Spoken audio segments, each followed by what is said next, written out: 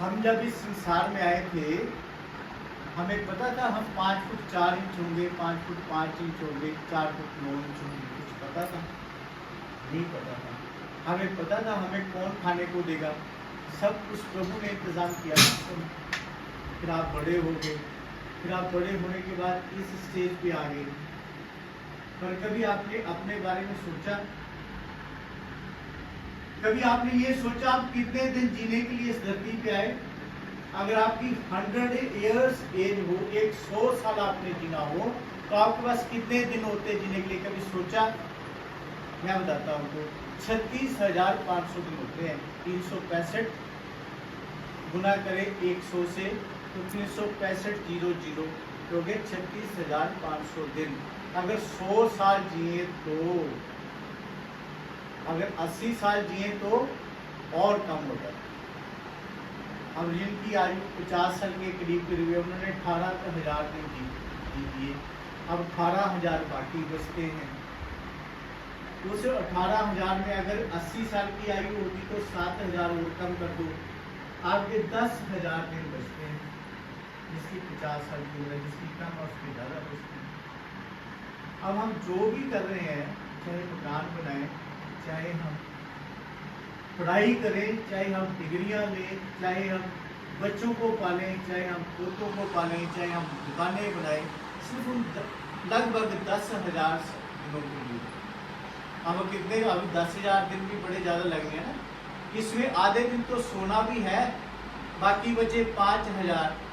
कुछ दिन हमने लड़ाई झगड़ा भी तो करना है, कुछ दिन हमने हॉस्पिटल भी तो जाना है, कुछ दिन हमने कहीं मेला भी तो देखना है, कभी खुशियाँ भी तो मनानी है। तो आप देखो आपको जीने के लिए कितने दिन बचते हैं। कभी बहुत ज़्यादा बारिश भी होगी, कभी बहुत ज़्यादा गर्मी भी होगी, कभी दिन की दोपहर होगी, तो आपके पास समय कितना बचा? सिर्फ उसी समय के लिए हम सारी भाग दौड़ कर रहे हैं।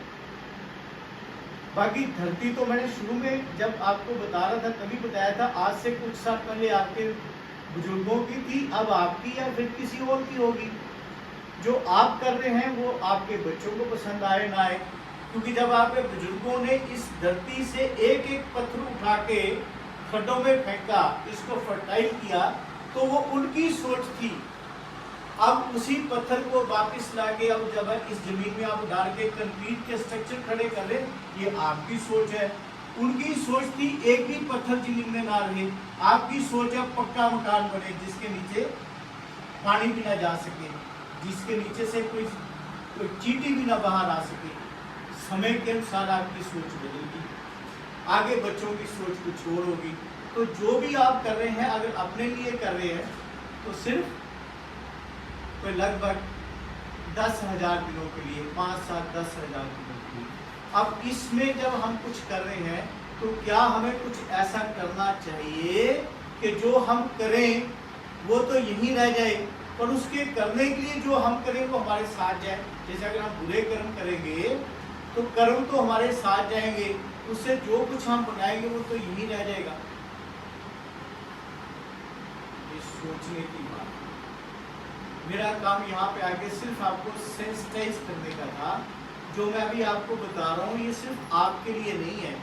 आप इस समय इस सृष्टि के, इस एरिया के, इस पंचायत के बहुत अच्छे इंसान हैं।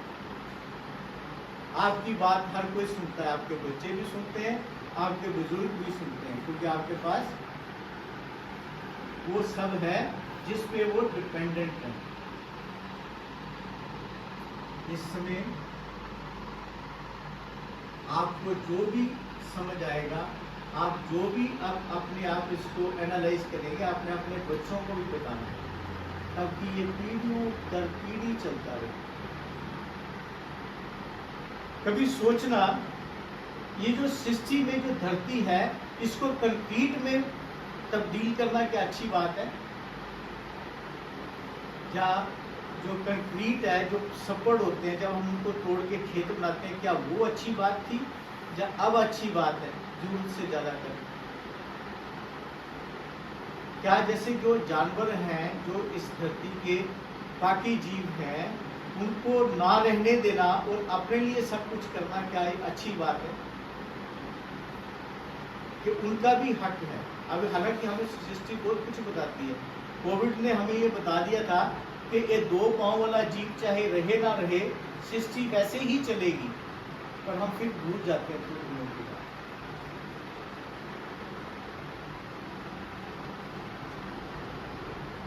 अब आप देखो इस सृष्टि में आपने कभी पता नहीं देखा होगा, अब पवन देव जो है इस समय आपके शरीर को आके ऐसे सहला रहे हैं जैसे छोटे बच्चे को माँ सहलाती है। फील करो इसको।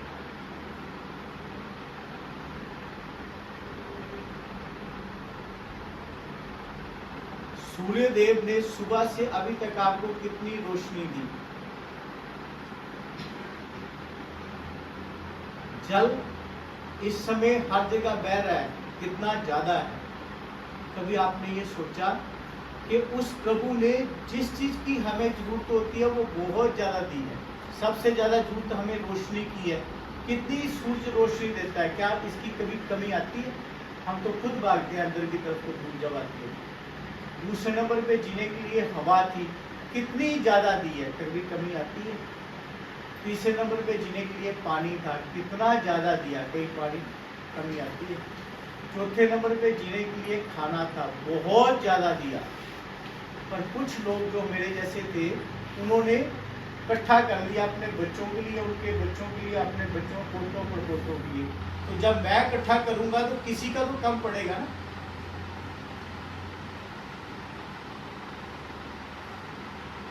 जब हम ऐसे सोचते हैं कि मुझे इतना सारा मिले, उसको पता आपको क्या चाहिए। अच्छी बात है, खूब कमाओ, खूब खाओ, पर जब हम इसको कमाने के लिए गलत काम करते हैं,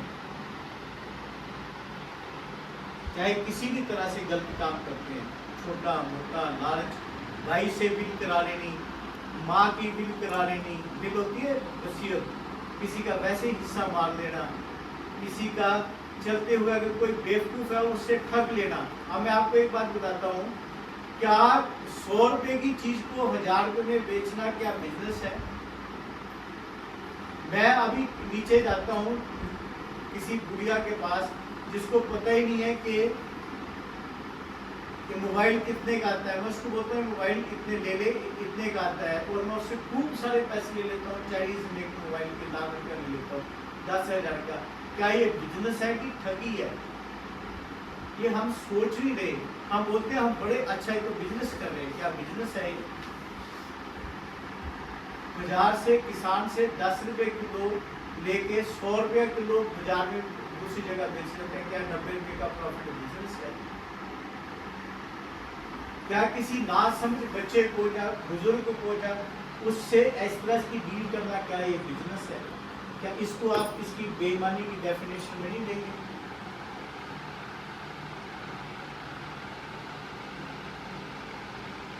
ये सारी बातें हमें सोचनी पड़ेंगी, चलना पड़ेगा।